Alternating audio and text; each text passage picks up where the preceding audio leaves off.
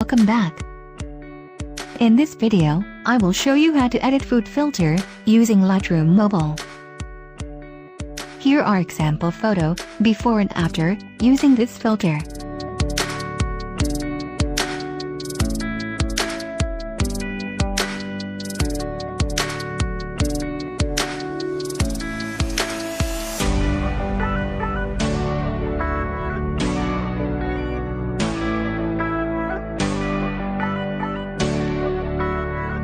So let's start editing.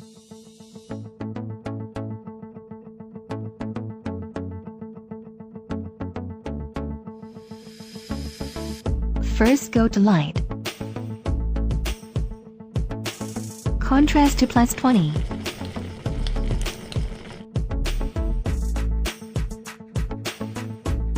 Highlights down to -46.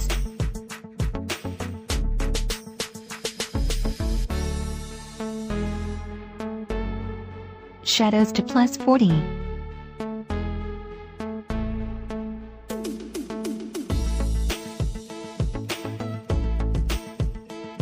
Whites to +22.